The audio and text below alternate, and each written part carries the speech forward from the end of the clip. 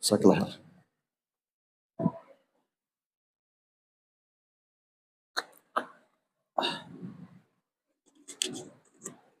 Bismillahirrahmanirrahim. Innal hamdalillah nahmaduhu ta'ala wa nasta'inuhu wa nastaghfiruh wa na'udzu billahi min shururi anfusina wa sayyiati a'malina. Man yahdihillahu fala mudilla lahu wa man yudlil fala hadiya lahu. Ashhadu an la ilaha illallah wahdahu la syarika lahu wa asyhadu anna Muhammadan abduhu wa rasuluhu. Yaqulullahu jalla wa ala, ya ayyuhalladzina amanu taqullaha haqqa tuqatih wa la tamutunna illa wa antum muslimun. Wa qauluhu ta'ala, ya ayyuhan nasu taqu rabbakum alladzi khalaqakum min nafsin wahidah wa khalaqa minha zawjaha وَبَثَّ مِنْهُمَا رِجَالًا كَثِيرًا وَنِسَاءً وَاتَّقُوا اللَّهَ الَّذِي تَسَاءَلُونَ بِهِ وَالْأَرْحَامَ إِنَّ اللَّهَ كَانَ عَلَيْكُمْ رَقِيبًا. وقال تعالى يا أيها الذين آمنوا اتقوا الله وقولوا قولا سديدا يصلح لكم أعمالكم ويغفر لكم ذنوبكم ومن يطع الله ورسوله فقد فاز فوزا عظيما. أما بعد فإن أصدق الحديث كتاب الله وخير الهدي هدي محمد صلى الله عليه وسلم وشر الأمور محدثاتها فإن كل محدثة بدعة وكل بدعة ضلالة وكل ضلالة وأهلها في النار. Baik. Akhwani fid din wa akhwati fillah, a'azzani Allah wa iyyakum, rahimani wa rahimakumullah jami'an. Pada pertemuan yang berbahagia di sore hari ini, kita kembali melanjutkan kajian kita yang berjudul hak dan kewajiban suami istri. Hak dan kewajiban suami dan istri. Baik.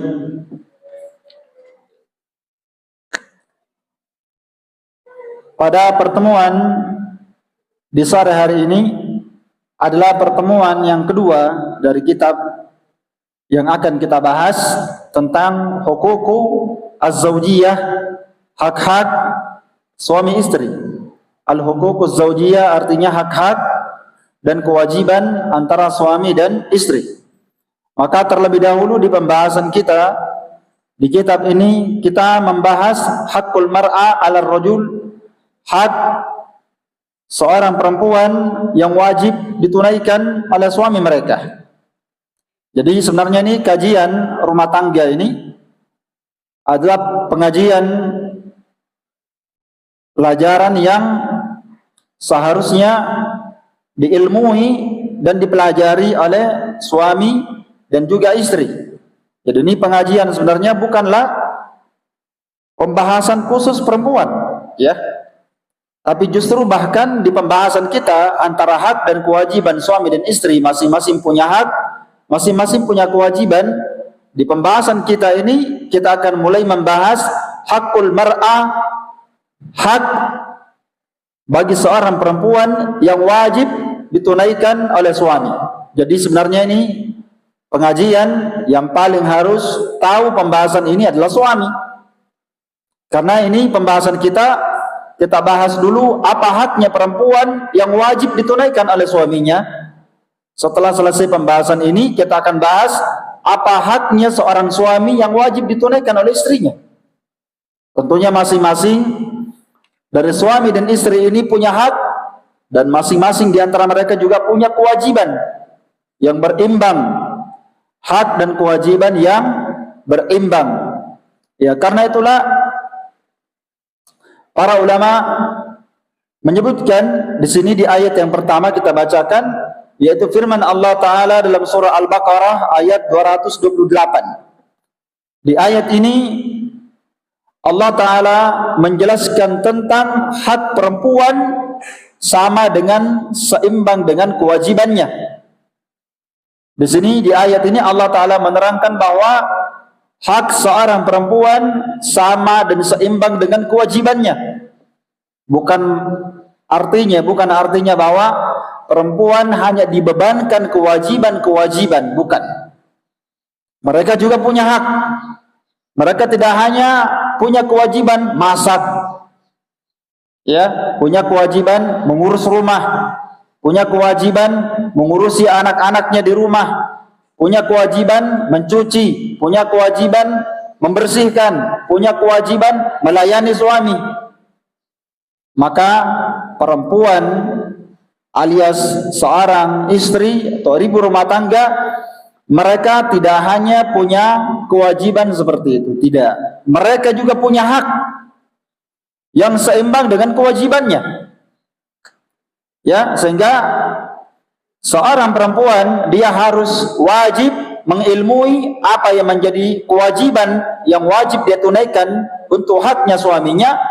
Mereka juga punya hak yang wajib suaminya tunaikan untuknya. Ya. Allah Ta'ala berfirman dalam surah Al-Baqarah ayat 228 tadi yang saya sebutkan, walahunna mislul ladzi alaihinna bil ma'ruf. Dan untuk mereka para wanita, untuk mereka para perempuan, mereka itu memiliki hak yang seimbang dengan kewajiban mereka dengan cara yang ma'ruf. Ya, jadi seimbang ya.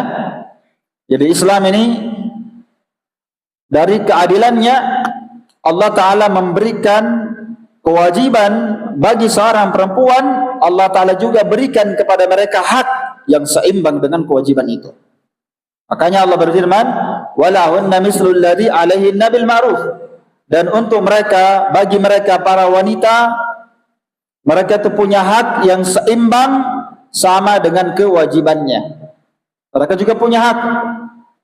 Nanti akan kita baca, kita akan terangkan di antara bentuk-bentuk apa yang menjadi haknya seorang perempuan yang wajib ditunaikan oleh suami mereka. Iya, kita akan terangkan. Baik. Maka terkait dengan ayat ini kata para ulama, ini ayat memang ringkas. Perempuan punya hak yang seimbang dengan kewajibannya. Ayat ini bersama dengan ijazuha, bersamaan dengan ringkasnya, namun dia memiliki kandungan yang tidak bisa kita rinci satu kali duduk, satu kali pertemuan. Ya, memang ayat ini ringkas, tapi kandungan dari mana ayat ini tentunya sangat luas. Bahkan membutuhkan waktu yang sangat lama untuk didetailkan dan untuk diterangkan bahwa perempuan itu punya hak dan punya kewajiban yang seimbang. Ya, jadi dari sini para ulama mengatakan, dari sini dipahami bahwasannya al-mar'a musawiyatun lirrajul fi jami'il huquq. Ya, dari sini para ulama menyimpulkan bahwa para wanita atau para istri, para ibu rumah tangga, mereka itu sama dengan laki-laki fi jami'ul huquq, dalam seluruh hak. Sama.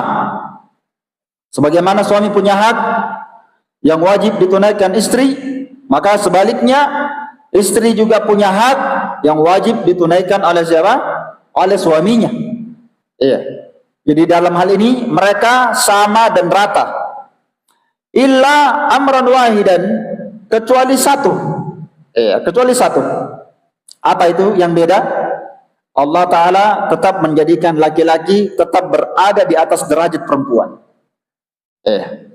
Walaupun hak seimbang, laki-laki punya hak, istri punya hak, Allah Ta'ala setarakan dan seimbangkan. Illa amran wahidan, kecuali satu perkara di mana para laki-laki dilebihkan oleh Allah Ta'ala di atas perempuan, di atas satu derajat. Di atas satu derajat. Jadi Allah Ta'ala berfirman, dalil yang menunjukkan tentang hal ini adalah firman Allah Ta'ala dalam surah Al-Baqarah ayat 228. Di sambungan ayat yang kita sebutkan tadi. Walir rijali alaihinna darajah. Akan tetapi, jadi kata Allah Ta'ala, para wanita itu punya hak yang seimbang dengan kewajibannya.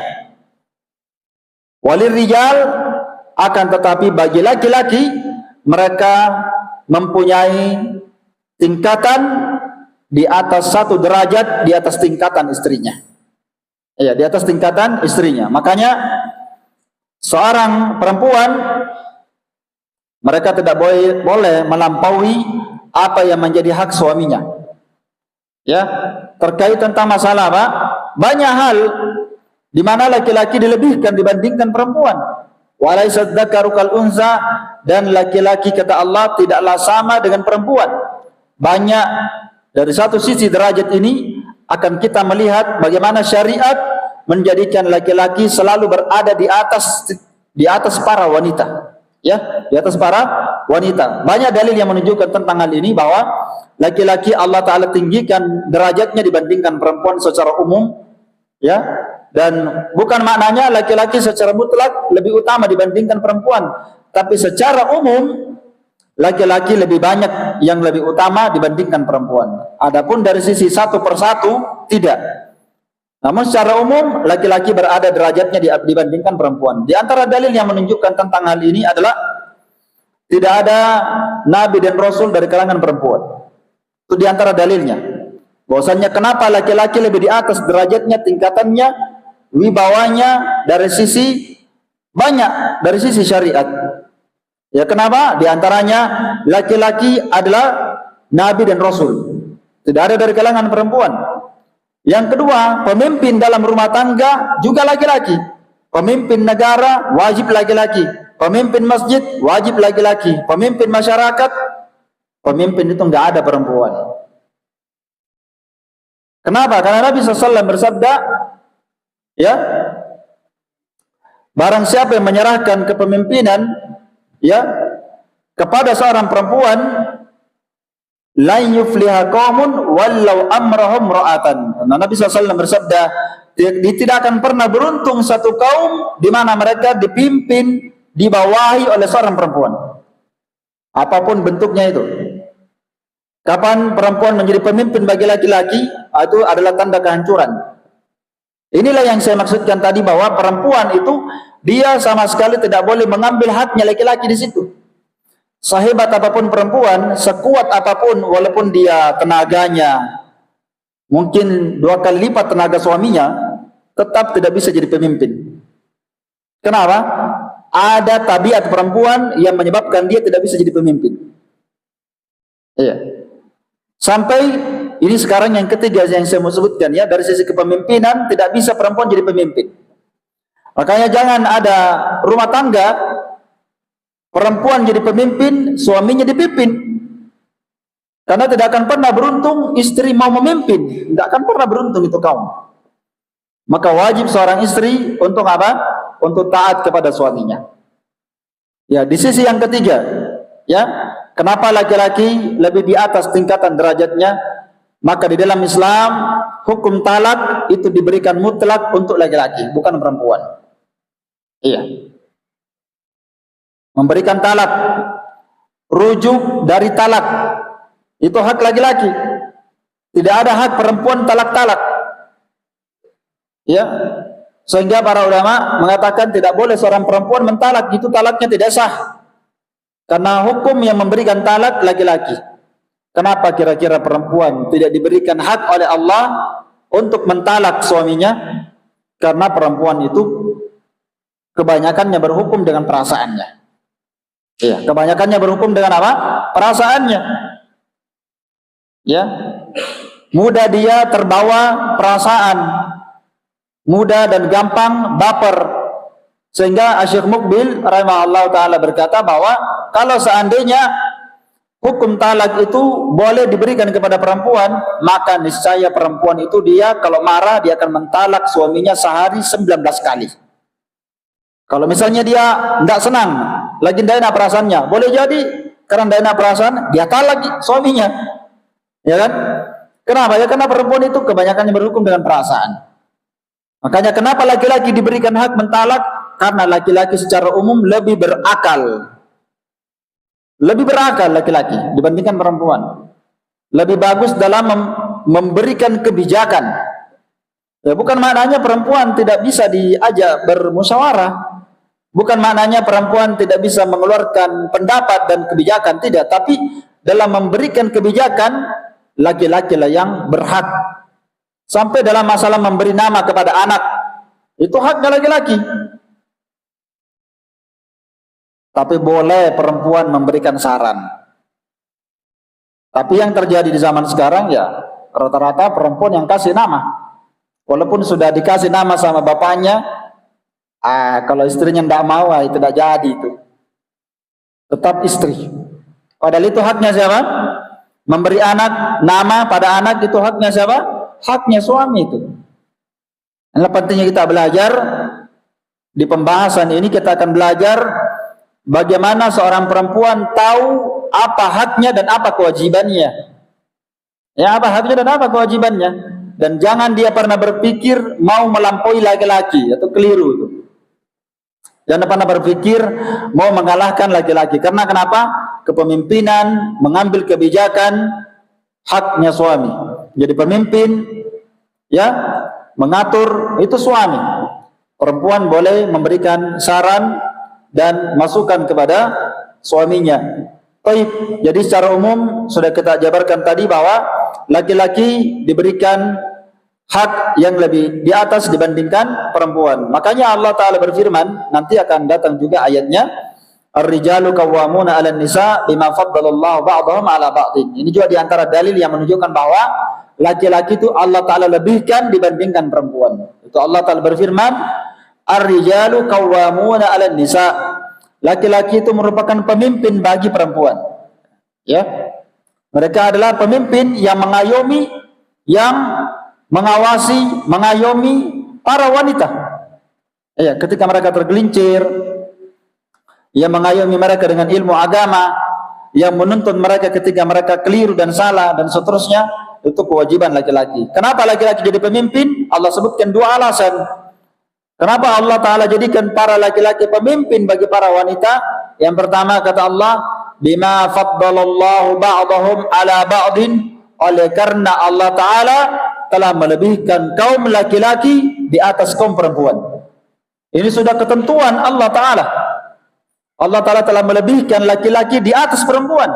Maka sekali lagi, jangan ada perempuan yang mau kalah-kalah suaminya. Tidak ada. Dan tidak boleh seorang perempuan berpikir bagaimana caranya, ini suamiku, dia nak kalah-kalah kak, salah itu. Ya, sampai mungkin di pengajian yang telah lewat pernah saya ingatkan ya, orang Bugis itu kalau menikah berlomba berdiri, siapa yang paling duluan injak kakinya. Apa yang dipahami orang Bugis? Apus saya jena aja nak kalah-kalah kok. Ya. Disuruh perempuan injak kakinya suaminya supaya apa? Supaya kamu di atas daripada dia. Ini namanya menyelisih fitrah. Kapan ada perempuan punya jiwa mau dia tinggi di atas suaminya, rusak rumah tangganya itu. Pasti akan tidak baik rumah tangganya. Kapan perempuan lebih di atas suaranya, sikapnya, perbuatannya, dia mau selalu kalah suaminya, perempuan tidak bagus itu. Ya, sudah pasti itu perempuan tidak baik. Karena perempuan yang sebenar-benarnya, coba kita baca sendiri bagaimana sejarah di zaman as-salaf, perempuan bagaimana mereka bermuamalah dengan suami mereka. Lihat ucapan para sahabiyat dan ucapan para tabi'in dari kalangan perempuan. Coba lihat. Sebagian as-salaf dari kalangan tabi'in, wanita-wanita mereka berkata begini ya. Saya nukilkan. Para wanita-wanita salaf di zaman dahulu, di zaman para salaf, mereka berkata, dulu kami para perempuan berbicara kepada suami kami seperti seorang anak buah berbicara kepada raja. Begitu. Begitulah wanita-wanita salaf ketika mereka berbicara dengan istrinya. Apa berbicara dengan suaminya? Ya seperti seorang yang berbicara kepada seorang raja. Kira-kira gimana orang bicara sama raja? Iya. Tabe-tabe. Mau ki makan tabe. Mau ki makan lapar ki. Nah, begitu. Kalau sekarang kan tidak, lo mandre. Melewasa ku tuh. Nah, begitulah bedanya salaf dengan orang yang ada zaman sekarang. Beda sekali. Kenapa beda? Ya karena banyak orang sekarang nggak tahu haknya dan tidak tahu kewajibannya. Kalau dulu luar biasa ya. Nanti akan datang di antara haknya suami. Apa haknya suami di antaranya? Kalau dia makan, wajib istri berada di sampingnya. Makan sama-sama. Iya. Jangan dia suaminya datang ke rumah karena makanan sudah disiapkan, istrinya baring-baring di dalam kamar main HP. Lo mandre. Angkan ikut tuh kau yawana lo boy nasang. Lo mandekor. Tidak begitu. Itu haknya suami itu. Akan kita bahas nanti itu. Kita akan bahas nanti. Saya cuma gambarkan bahwa suami itu punya hak, istri juga punya hak, seimbang itu, seimbang, sama. Iya. Jadi kita harus tahu apa hak pasangan dan apa yang menjadi kewajiban kita. Maka seorang suami punya hak seperti tadi. Kalau dia makan, maka dia makan, temani dia makan. Itu diantara bentuk memuliakan suami itu namanya. Dan melakukan perbuatan seperti itu adalah ibadah. Ibadah. Pahala. Pahala itu. Nah. Kemudian sahabat Abdullah bin Abbas radhiyallahu taala anhuma, beliau berkata terkait tentang haknya seorang istri. Sekarang kita balik lagi. Istri juga punya hak. Apa itu? Wajib bagi suami untuk bersih-bersih dan berdandan supaya dia juga istrinya senang melihatnya. Itu haknya juga istri. Kan haknya suami apa? Yang paling jelas haknya suami apa? Istri hendaklah selalu berpenampilan yang baik, bersih, harum, sehingga suaminya itu senang kalau melihatnya dan senang berada di sampingnya. Itu haknya suami. Maka Allah katakan haknya istri juga seimbang dengan haknya suami. Apa itu? Kata sahabat Abdullah bin Abbas, inni la atazayyanu limra'ati kama tatazayyana li. Sesungguhnya saya, kata Ibnu Abbas radhiyallahu anhuma, benar-benar saya akan berhias, berbersih diri, berpenampilan yang layak untuk istriku sebagaimana saya senang istriku juga berdandan kepadaku. Jadi jangan disuruh istri tak bersih cantik sementara kita ini tidak pernah mandi, baju tidak pernah diganti, bau badan.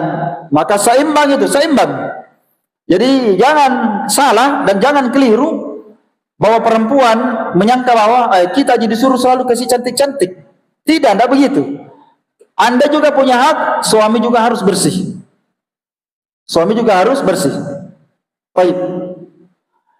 Kemudian Nabi SAW, kemudian para ulama mengatakan al-muslimul haq, karena kita di sini mau menjelaskan haknya perempuan. Pertama kita bahas haknya perempuan yang wajib ditunaikan oleh para suami. Maka sebelum kita bahas ini, para ulama mengatakan bahwasanya seorang muslim yang hak, seorang muslim yang benar,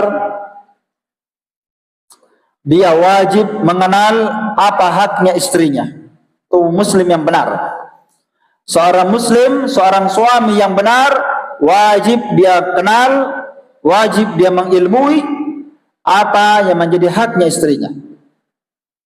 Sebagaimana sabda Nabi SAW, ayatnya tadi sudah kita baca ya, dalam surah apa tadi? Al-Baqarah 228, bahwa perempuan punya hak yang seimbang dengan kewajibannya. Jadi dia tidak punya kewajiban saja, tapi juga punya hak. Adapun dari hadis, Nabi SAW bersabda, ala inna lakum ala nisaikum haqqan wali nisaikum ilaikum alaikum haqqan. Iya. Nabi SAW bersabda, ala, ketahuilah, sesungguhnya kalian wahai para suami punya hak yang wajib ditunaikan oleh istri kalian. Wali nisaikum alaikum haqqan, dan istri kalian juga punya hak yang wajib kalian tunaikan. Seimbang. Iya. Ya, seimbang. Jadi Nabi mengatakan bahwa wahai kalian para suami, kalian itu punya hak yang wajib ditunaikan istri kalian, dan istri kalian juga itu punya hak yang wajib kalian tunaikan. Maka seorang muslim yang sadar,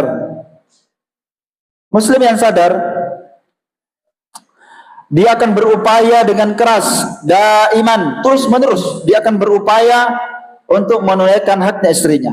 Ini muslim yang berakal, muslim yang cerdas, muslim yang beriman.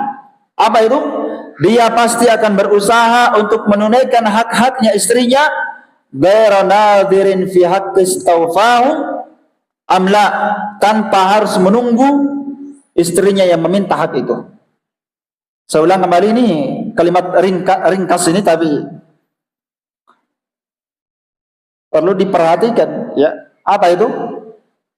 Muslim yang berakal, muslim yang beriman, hendaklah dia berusaha menunaikan haknya istri tanpa harus menunggu istrinya memintanya. Tanpa harus menunggu istrinya apa? Memintanya untuk ditunaikan haknya. Li'annahu harisun ala dawamil mawaddah, karena tentunya seorang suami yang mereka menginginkan dalam rumah tangga mereka itu terus terjalin kasih sayang dan rahmat antara keduanya. Ya, sebagaimana para suami itu sadar, hendaklah dia berusaha untuk menutup peluang bagi syaitan untuk merusak dan menghancurkan rumah tangga mereka. Ini semangat syariat dari dua sisi. Hendaklah para suami memperhatikan apa yang menjadi haknya istrinya, tanpa perlu harus menunggu, tanpa perlu harus ditagih. Jangan mau ditunggu, ditanya dulu baru dia paham. Jangan. Nanti istrinya bilang, engkau kapan tuh kewajibanmu dia mau tunaikannya? Suaminya bilang, dia ya paham itu. Belajar. Inilah kenapa saya katakan ini pengajian bukan untuk istri sebenarnya ini ya. Ini untuk suami ini pengajian ini. Kenapa? Karena kita membahas haknya istri yang wajib ditunaikan suami. Nanti selesai pembahasan istri, ya suami lagi. Jadi nanti ini di pembahasan kita yang banyak ketawa ini perempuan ini. Nakan nama ini. Iya. Nanti di pembahasan suami nanti haknya suami yang wajib ditunaikan istri, ya suami lagi yang ketawa-ketawa. Dengari, angkalingai, ya begitu nanti ya. Baik.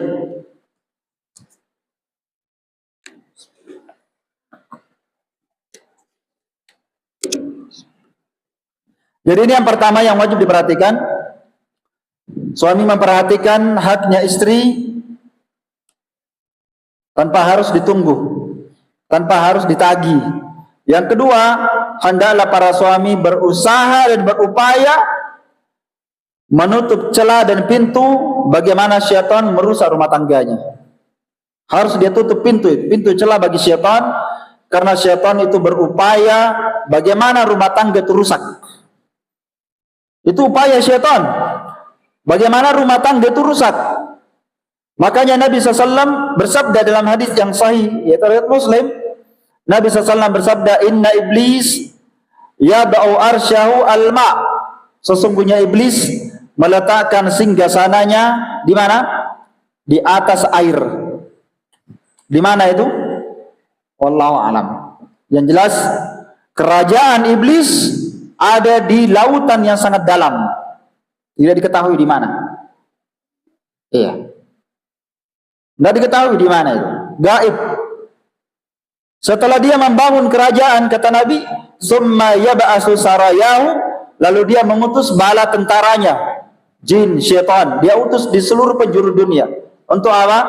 Untuk melakukan al-fasad, kerusakan. Sehingga kata para ulama, tidak ada satupun kerusakan yang terjadi di muka bumi, tidak ada satupun fasadan, kerusakan yang terjadi di muka bumi, kecuali pasti syaitan yang jadi sebabnya. Rusaknya agama karena jin, syaitan. Rusaknya perkara dan urusan dunia seseorang, juga datang jin dan merusaknya.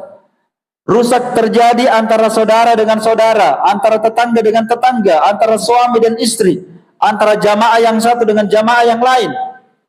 Terjadi fasadan, kerusakan hubungan antara manusia dengan manusia yang lain. Semuanya itu adalah syaitan yang membuatnya. Sampai di mana? Ya, ini yang menjadi pendalilan kita. Sampai setelah iblis mengutus bala tentaranya untuk menyesatkan manusia, yaji'u ahaduhum fayaqul.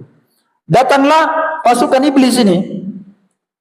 Dia berkata, fa'altu kada wa kada, saya telah melakukan kerusakan ini. Maka iblis berkata, ya ma'amil tasyi'an, antum belum melakukan apa-apa. Kerusakan yang kamu lakukan tidak seberapa katanya. Biasa saja. Summa yaji'u ahaduhum, lalu datanglah salah satu pasukan iblis dan berkata, apa dia katakan? Ma taraktuhu hatta farraqtu bainahu wa baina imra'atihi. Ini perhatikan ini. Kata iblis, kata bala tentaranya syaitan, saya tidak tinggalkan si anu itu, si fulan, saya tidak tinggalkan manusia itu sampai saya memecah belah, merusak hubungannya antara dia dengan istrinya. Antara dia dengan siapa? Dengan istrinya. Maka syaitan alias iblis mendekatkan dia, lalu dia peluk. Lalu dia berkata, sebaik-baik nikma anta, sebaik-baik pasukan adalah antum. Apa faedah yang kita bisa petik dari hadis ini? Para ulama berkata, menerangkan hadis ini, para ulama menjelaskan tentang hadis ini, mengatakan bahwa apa? Tidaklah terjadi pertengkaran dalam rumah tangga kecuali pasti syaitan yang buat. Iya, ini harus dipahami. Wanita muslimah, wanita salihah, lelaki suami yang beriman, harus dia pahami hadis ini baik-baik. Apa itu? Pertengkaran yang terjadi dalam rumah tangga, keributan sampai dalam tahap perceraian seperti disebutkan di sini, di hadis ini, pasti penyebabnya siapa? Siapa yang menjadi penyebabnya? Syaitan. Maka apa yang anda dengarkan dari bisikan syaitan, kata para ulama, jangan anda taati dan jangan anda dengarkan. Karena syaitan itu dia akan datang kepada suami, dia berkata, ceraikan istrimu. Istrimu itu tidak baik. Marah selalu kerjanya. Sedikit-sedikit marah lagi. Buang saja dia, cari istri yang lain. Kalau dia dengarkan itu, dia akan ceraikan istrinya. Setelah itu syaitan datang kepada istrinya. Oh, memang suamimu itu tidak baik sifatnya. Memang suamimu itu kikir. Suamimu itu macam-macam dia bisikan kepada perempuan.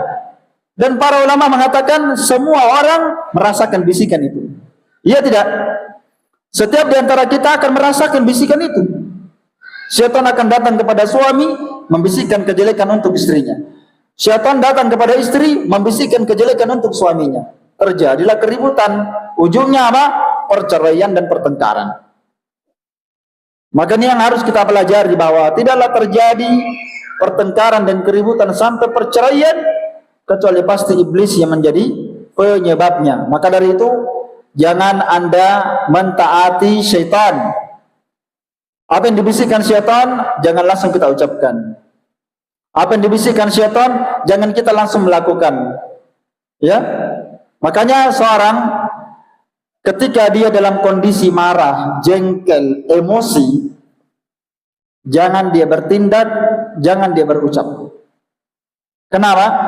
Karena 99% orang yang dalam kondisi emosi, marah, jengkel, orang bilang tidak melihat telinganya.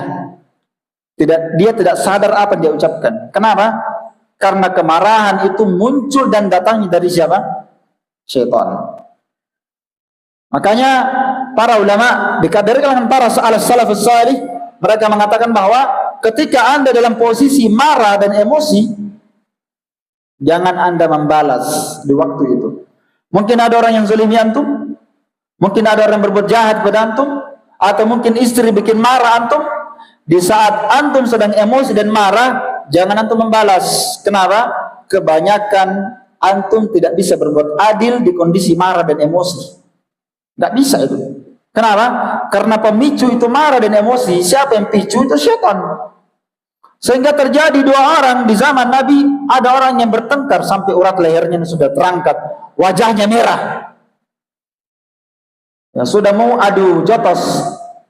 Ya, setan. Apa kata Nabi SAW? Saya benar-benar tahu,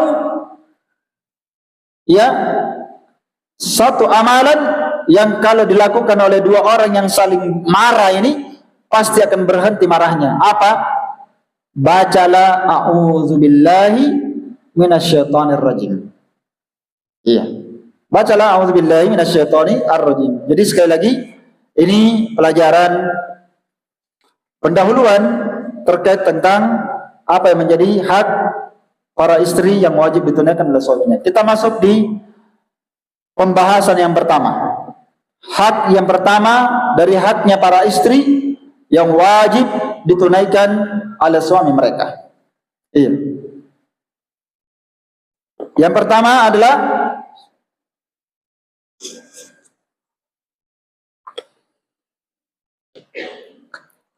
memberikan makan dan minum, pakaian serta tempat tinggal yang ma'ruf untuk istri.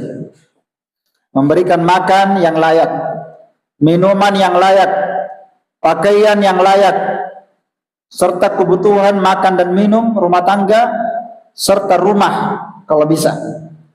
Walaupun belum ada rumah pribadi, kontrakan pun tidak masalah. Karena bukan syarat menikah ada rumahnya tidak ini yang datang melamar. Ada rumah tak? Bukan syarat menikah itu. Tapi menyiapkan tempat tinggal yang layak wajib. Walaupun bukan rumahnya. Walaupun misalnya tinggal di rumah mertua misalnya. Yang penting ada yang mereka tempati. Iya, tapi kalau ada rumahnya lagi nanti setelahnya membangun rumah tangga, dia punya rumah, ya itu lebih bagus lagi. Iya, itu lebih bagus lagi. Intinya apa? Hak seorang istri yang pertama, wajib bagi suami memberikan makan yang layak, minuman yang layak, tempat tinggal yang layak, pakaian yang layak. Kenapa kita katakan yang layak? Sesuatu yang dikatakan layak itu tidak mesti makanannya harus yang paling wah, begitu. Karena itu nanti akan datang di pembahasan haknya suami, wajib para istri untuk bersabar terkait dengan pemasukan dan uang belanja dari suami. Karena suami tentunya bertingkat-tingkat di sini. Ada suaminya orang banyak duitnya, ada yang setengah duitnya, ada yang sedikit duitnya. Dan itu sudah Allah atur di dalam Al-Quran. Sudah Allah atur. Nanti akan kita sebutkan ayatnya. Bahwasannya seorang yang punya harta, liyunfiqu dzu sa'ati min sa'ati, dia kasih istrinya. Kalau dia lapang, banyak uangnya, dia lapangkan istrinya. Kalau lagi sempit, ya dia kasih sesuai dengan kesempitannya. Jangan ketika dia kasih misalnya sekian, ternyata suaminya dapat job, kelebihan uang yang banyak, kasih banyak-banyak juga. Itulah perintah syariat. Karena tidak terpuji itu di dalam Al-Quran laki-laki yang pelit, tidak terpuji. Dan itu termasuk haknya istri. Sebagaimana haknya suami nanti akan seimbang, seorang istri wajib bersabar dengan apa? Dengan pemberiannya suami. Kalau pemberiannya suami 30.000 per hari misalnya, ya itu sudah. Istriku 20.000 nah, ya itu saja. 20.000 per hari. Iya. Mungkin kalau penghasilannya 50.000, 30.000 dia belikan makanan untuk hari itu. Dia belikan beras sedikit, dia belikan ikan, sayur, cukup untuk hari itu, cukup. Kalau itu saja pemasukannya. Ya, tidak perlu kita bahas orang yang dikasih 100 juta per bulan ya. Itu kan banyak orang pamer sekarang seperti itu. 100 juta per bulan. Tidak cukup saya itu. Nanti saya 200 juta per bulan baru cukup. Ada orang ya 1 juta per bulan cukup, ya. Orang di sini bertingkat-tingkat. Orang di sini bertingkat-tingkat. Jadi sekali lagi, suami wajib memberikan makanan, minuman, pakaian yang layak kepada istrinya. Bukan maksudnya yang paling mahal, bukan. Rumah yang layak mereka tinggali.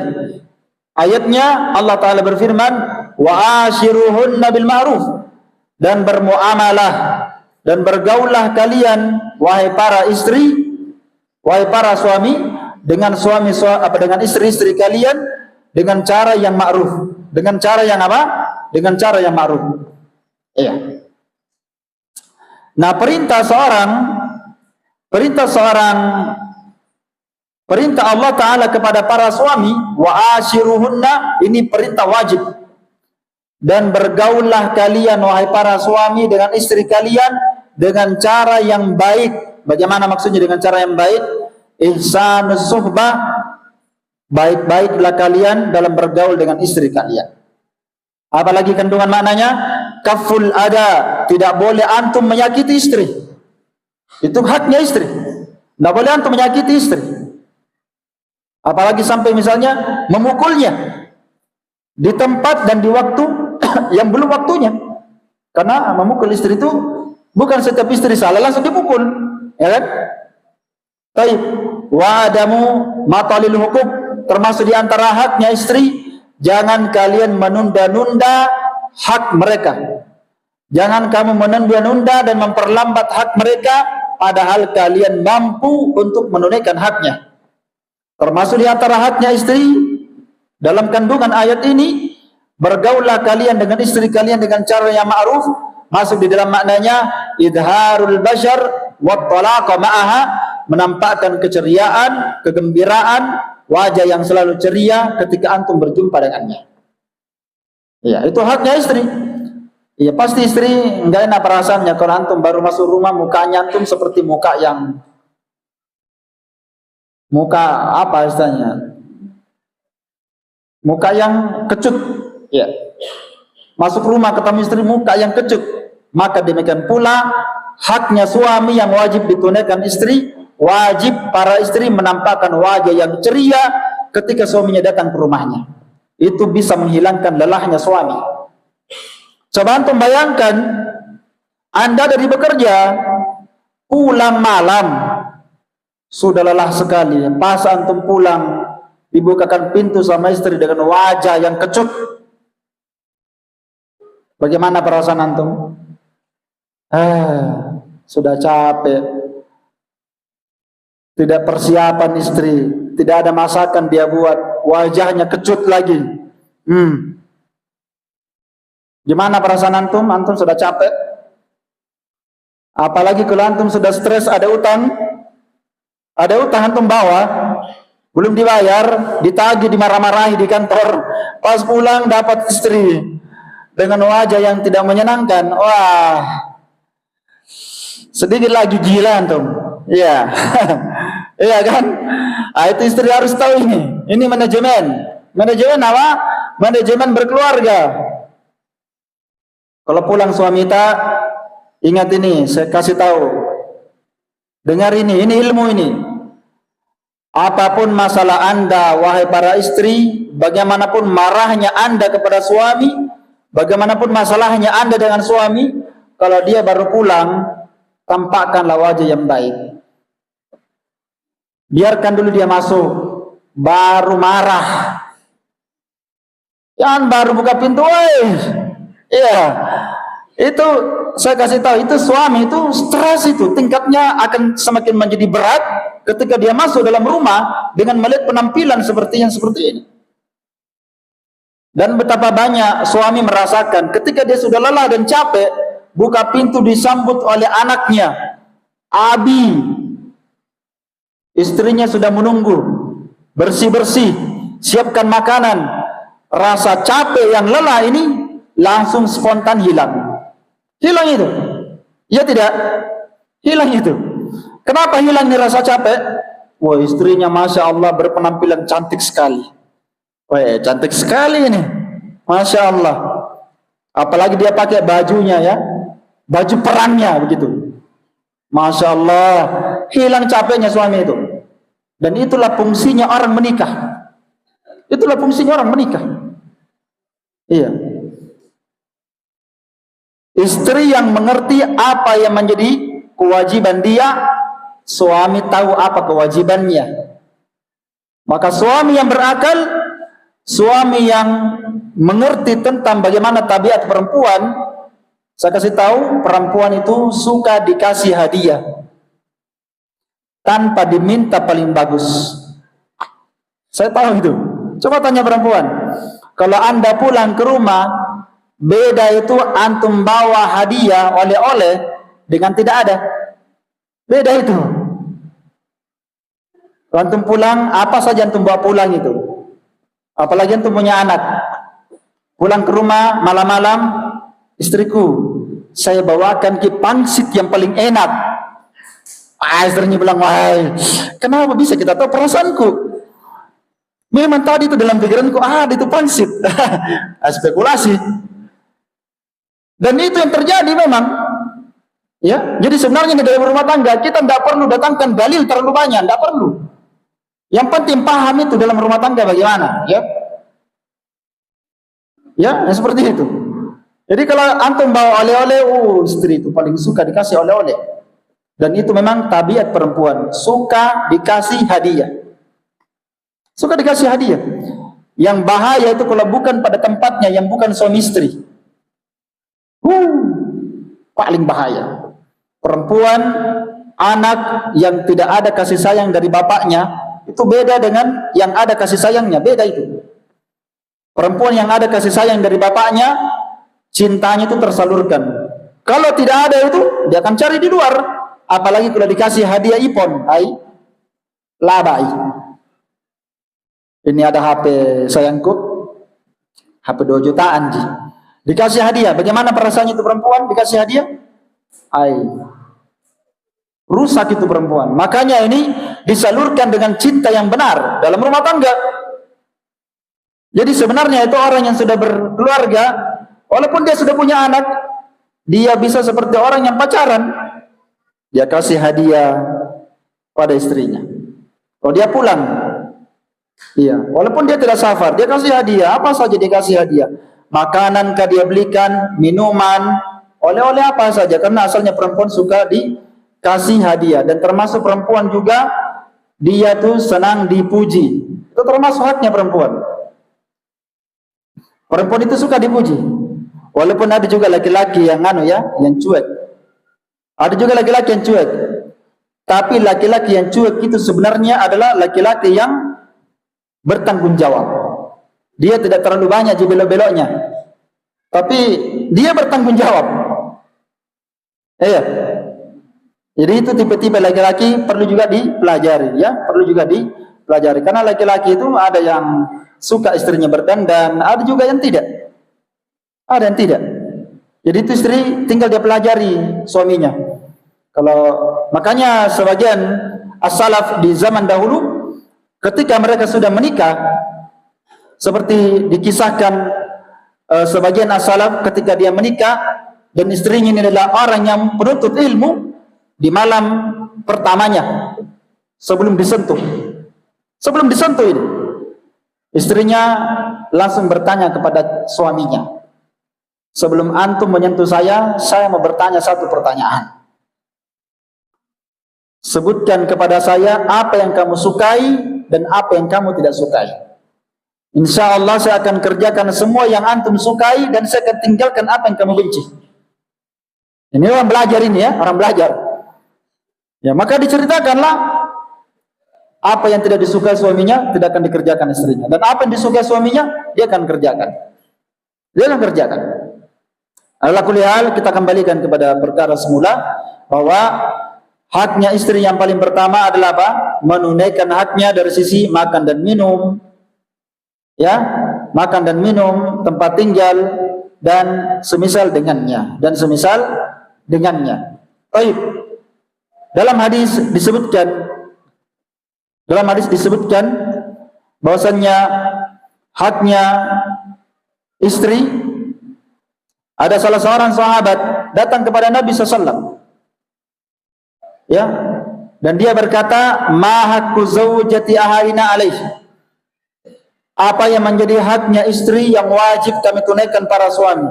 Maka Nabi menjawab, antuti'amaha idza ta'imta, kamu memberikan dia makan apa yang kamu makan. Ini saja banyak penjelasan kalau saya mau terangkan ya. Kamu kasih istrimu makan apa yang kamu makan. Ini tidak sepele ya. Jangan kamu makan di warung, makan coto, kamu kasih Indomie istrimu. Bisa dipahami? Apa yang kamu makan, kasih istrimu. Makanlah apa yang kamu makan. Jangan kamu pergi makan di sana nasi goreng misalnya, lalu kamu kasihkan kering pada istri Anda. Gak benar itu. Atau kamu traktir teman-teman antum, lalu kamu melupakan anak dan istri. Ah, ini salah ini. Bisa dipahami ya? Itu haknya istri itu. Iya. Kalau Anda bisa membelikan makan kepada teman, maka lebih besar pahalanya istri yang dibelikan makanan. Lebih besar pahalanya. Makanya Nabi menyebutkan orang yang bersedekah untuk orang miskin, orang bersedekah di jalan Allah, orang yang bersedekah untuk di jalan-jalan kebaikan, kata Nabi, yang paling besar pahalanya bersedekah untuk keluarga, istri dan anak. Maka jangan Anda kikir memberikan uang jajan kepada anak. Jangan kikir. Oh, minta jajan lagi. Kalau Anda kasih jajan itu anak-anak, lebih besar pahalanya daripada Anda bersedekah di sana. Iya. Nah, kenapa Nabi SAW menjelaskan hal itu? Ya, apalagi dan engkau memakai pakaian apa yang dipakai oleh istri. Apa kamu memberikan pakaian kepada istrimu, apa yang kamu pakai. Wala tadribil wajah, dan jangan kamu memukul wajahnya. Wala tuqabbih, dan jangan kamu mencerca dan mencela dia. Ini sudah hak-haknya istri ya. Tidak boleh dipukul wajahnya. Wala tuqabbih, tidak boleh antum mencela dan mencerca dia. Seperti kamu berkata, otakmu disimpan di mana? Misalnya. Ini kalimat tuqabbih namanya. Mencerca dia. Kamu adalah orang bodoh. Kamu adalah orang yang bego. Kamu adalah orang yang dungu. Macam-macam. Ini dilarang oleh Nabi SAW. Ya. Kalau marah, ya bisa ucapkan kalimat-kalimat, tapi jangan sampai mencerca dan mencela dia.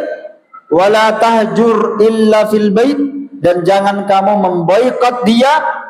Jangan kamu boikot, kamu bombe dia.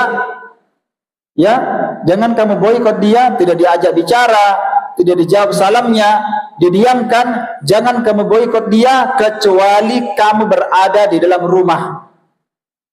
Maksudnya apa? Kalau kamu mau boikot dia, boleh. Kalau sudah waktunya, kamu boikot dia, tidak diajak bicara. Kalau dia durhaka, kamu tidak ajak bicara, kamu tidak ajak salam. Artinya dia mau jampangi. Kamu boleh boikot dia. Yang penting kamu berada di mana? Di rumah. Jangan kamu pergi. Karena kalau kamu pergi, maka istrimu berkata, meloto kamade. Saya juga mau pergi. Sama-sama kita pergi. Ya. Jadi kamu tetap berada di mana? Di rumah. Ya. Karena memang itu laki-laki, tabiatnya laki-laki itu beda tabiatnya perempuan. Tabiat laki-laki itu tidak suka bertengkar. Tapi laki-laki, kalau istrinya sudah marah-marah itu stres dia, lebih banyak mereka itu memilih diam. Lebih banyak. Bukan laki-laki memilih diam karena tidak bisa membalas, bukan. Tapi dia lebih memilih diam supaya masalah bisa lebih kecil. Iya. Bukan dia tidak bisa membalas, tapi karena kenapa? Suami berpikir kalau dia membalas, mungkin itu akan menyakiti dan menambah sakit hatinya istrinya. Kan mungkin kalau suami di sembarang dikasih tahukan nih, dia juga ada jawabannya di kepalanya, ada jawabannya dia. Tapi kapan dia jawab? Langsung sakit hati itu orang yang baper. Langsung sakit hati. Iya. Makanya laki-laki lebih banyak memilih apa? Diam. Dibandingkan apa? Ya melawan. Dan ini nanti insyaallah ta'ala kita akan bahas pada pertemuan akan datang, bagaimana urutan menasihati istri yang terjatuh dalam kekeliruan dan kesalahan. Ini perlu dibahas. Karena ada istri yang memang melakukan nusyuz, kata Allah di dalam Al-Quran. Dia durhaka. Kalau dia durhaka, melakukan kesalahan, sudah dikasih tahu, tidak mempan. Dikasih tahu, tidak mempan. Dikasih tahu, tidak mempan. Berulang kali dinasihati, tidak mempan, maka ditempuh cara yang kedua. Cara yang kedua dengan cara diboikot, itu tadi disebutkan dalam hadis. Diboikot, tidak diajak bicara, tidak diajak salam, tidak didiamkan saja, jangan diajak bicara, dia selama berhari-hari. supaya dia paham bahwa dia melakukan kesalahan. Kalau ternyata tidak mempan, maka cara yang ketiga, apa itu? Allah Ta'ala menyebutkan, wadribuhunna, silahkan anda memukul istri kalian. Boleh dipukul. Itu pun tahapan-tahapannya nanti akan datang pada pertemuan akan datang. Itu pun dipukul di sini. Ada aturan syariat mengenai tentang memukul perempuan, ya. Tentunya pukulan yang pertama tidak boleh pukulan pada wajahnya, area kepala atau area tempat-tempat yang tidak layak dipukul. Yang kedua, tidak boleh memukul dengan pukulan yang menimbulkan bekas. Bukan dipukul pakai rotan, ya, atau dipukul pakai besi, atau cambuk, dikasih cambuk. Kamu kalau nakal, secambuk ya, tidak. Ya, dipukul kira-kira apa yang cocok dipukul? Dipukul pakai bantal. Iya, bantal kan, iya. Tidak seperti kalau kita memukul, intinya jangan memukul perempuan seperti kita memukul laki-laki. Ya, tidak boleh dipukul bagian wajah, ya, apalagi dipukul di bagian ulu hati, dekat dengi. Nah, itu jelas tidak diperbolehkan dalam Islam. Saya kira ini cukup, Ikhwan, terkait tentang ini. Nanti akan kita sambung pada pertemuan akan datang. Semoga bermanfaat. Innahu waliyudzalik wal qadir alaihi. Subhanakallahumma wa bihamdik, asyhadu an la ilaha illa anta, astaghfiruka wa atubu ilaik. Walhamdulillahi rabbil alamin.